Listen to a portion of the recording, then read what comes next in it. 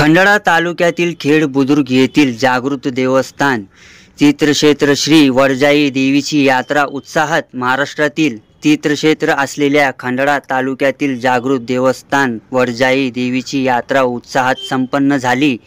यात्रेमध्ये भावनुक व बैलाच्या झुंजी पाहण्यासाठी भाविक भक्त मोठ्या संख्येने उपस्थित राहतात।